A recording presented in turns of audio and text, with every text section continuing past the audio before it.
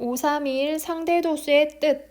자, 상대도수가 뭔지 먼저 알아볼게요. 우리 도수분포표 배웠죠? 도수분포표를 배웠는데 일단 도수분포표는 각 계급에 속하는 도수를 알 수 있습니다.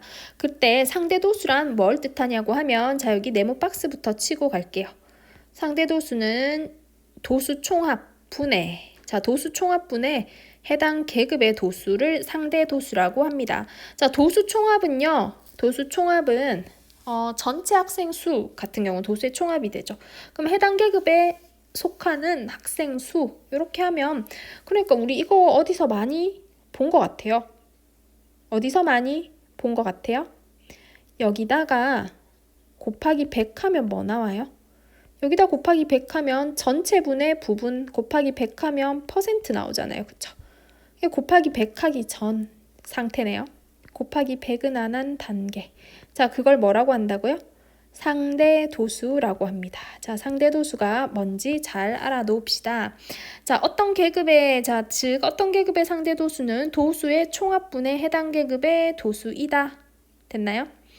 자, 그러면 도수의 합은 상대도수의 합은 자, 도수 총합분의 각 계급 도수의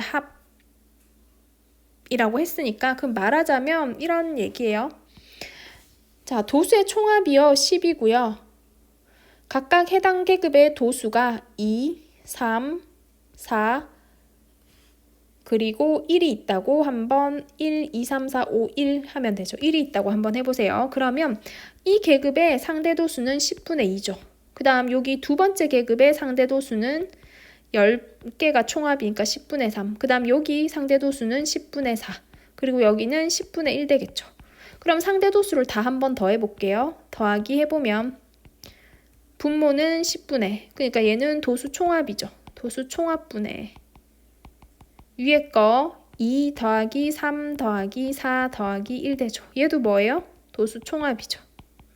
됐나요? 그래서 결국은 약분하면 1, 1 이렇게 됩니다. 그래서 상대도수의 총합은 얼마가 된다? 네, 상대도수의 합은 무조건 뭐가 된다? 1이 된다. 중요해요. 자, 이건 무조건 외우지 마시고요. 왜 그렇게 되는지 이해하시겠죠?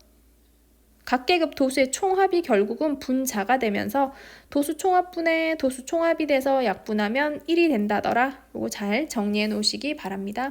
자, 자료가 어떻든 상관없어요. 무조건 상대도수의 합은 뭐다? 1이다. 상대도수의 합은 항상 1입니다.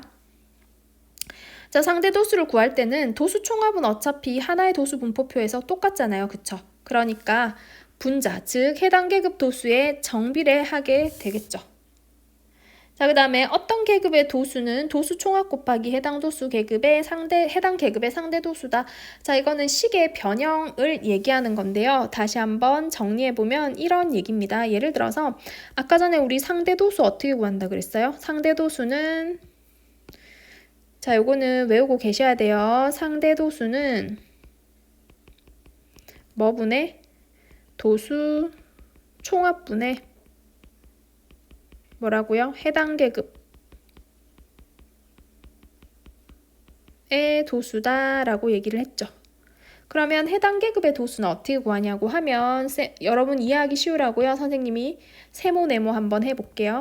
자, 상대도수 네모라고 합시다. 도수 총합 동그라미 할게요. 자, 해당 계급의 도수는 세모 한번 해볼게요. 그럼 우리가 여기서 세모를 구할 때는 어떻게 해야 돼요? 세모는 자, 세모 구하려면 양변에 뭐 곱해줘야 되겠어요? 그쵸? 양변에 여기도 동그라미 곱하고 여기도 동그라미 곱하겠죠. 그래서 다시 간단하게 쓰고 얘기할게요. 네모는 동그라미 분의 세모인 상황에서 세모를 구하려면 여기 동그라미 곱하고 여기 동그라미 곱할 거예요. 그러면 좌변은 뭐가 돼요? 좌변은 동그라미 곱하기 네모가 되고 우변은 약분되면서 세모가 되죠. 그러면 우리 이제 세모 네모 자리에 다시 한번 써볼게요. 동그라미가 뭐였어요? 도수 총합이었죠. 그 다음 네모는 뭐였어요? 네모는 상대도수였어요. 곱하기 상대도수. 여기 세모가 뭐였어요? 네, 해당 계급 도수.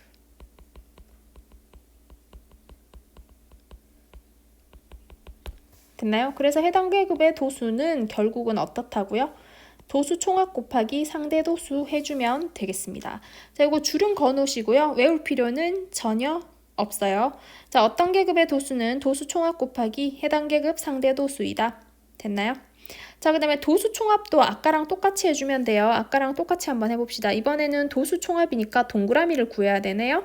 그러면 아까 전처럼 똑같이 한번 써볼게요. 네모는 동그라미분의 세모인데 동그라미를 구하고 싶어요. 그럴 때 어떻게 하라고요? 분모에 있는 건 무조건 사라지게 하려고 했죠. 분모에 있는 동그라미를 사라지게 하려면 여기도 동그라미, 여기도 동그라미. 그러면 약분되고 동그라미 곱하기 네모는 세모다 되죠. 우리가 구하고 싶은 건 동그라미니까 어떻게 하면 돼요? 여기다가 곱하기 네모분의 1 해주고 여기도 네모분의 1 해주면 약분하고 동그라미는 네모분의 세모다 이렇게 되겠죠? 그러면 다시 말로 바꿔볼게요. 동그라미가 뭐였어요? 여기 도수총합이었죠. 도수총합은 네모는 상대도수분의 세모는 해당 계급 도수. 이렇게 계산할 수 있다는 얘기지 절대 외울 필요는 없어요. 줄만 긋시다. 자, 그 다음 아까 우리 시작하면서 말했는데요. 상대 도수는 도수 총합을 1로 할 때 각 계급 도수가 차지하는 비율을 나타낸 거죠. 그래서 백분율로 환산하기 되게 쉬워요. 뭐만 상대 도수 곱하기 100 하면 백분율 %가 된다는 얘기입니다. 자, 방금 했던 얘기들 네모 안에 다시 한번 정리합시다. 자, 상대도수란 뭐다? 상대도수는 도수 총합분의 해당 계급의 도수다. 자, 상대도수 합은 항상 1이다. 요거는 중요하다고 했습니다. 그 다음 상대도수는 어차피 분모는 도수 총합 다 똑같죠. 그래서 계급 도수에 정비례한다. 자, 어떤 계급의 도수 총합을 구하는 방법은 굳이 외울 필요 없다고 했습니다. 자, 그 다음에 각 계급의 백분율은 상대도수 자체가 100만 곱해주면 백분율이 되는 그런 식이죠. 그래서 상대도수 곱하기 100 하면 각 계급의 백분율, 즉 %를 구할 수가 있습니다. 자, 다음 페이지 한번 넘어가 봅시다. 자, 확인 문제. 다음 표는 어느 중학교 1학년 1반과 2반의 컴퓨터 관련 자격증을 갖고 있는 학생 수를 조사하여 나타낸 것이다. 자격증을 가지고 있는 학생이 상대적으로 많은 반을 구하여라. 자, 이 상대적이라는 말이 무슨 뜻이에요? 상대적으로 많은 반.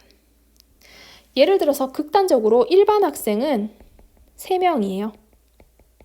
2반 학생은 30명이에요.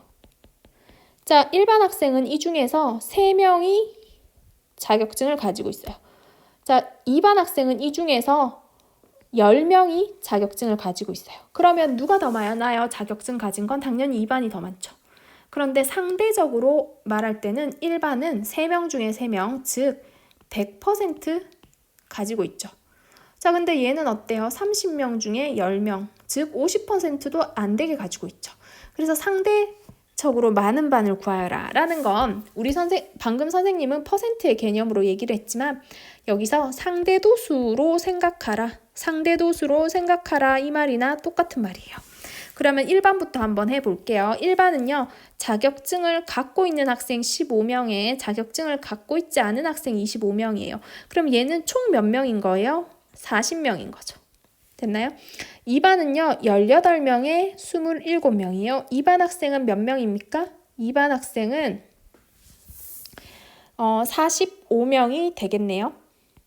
그러면 자격증을 가지고 있는 애들의 상대도수를 생각해보면 얘는 40분의 15가 되고 이쪽은 45분의 18이 됩니다.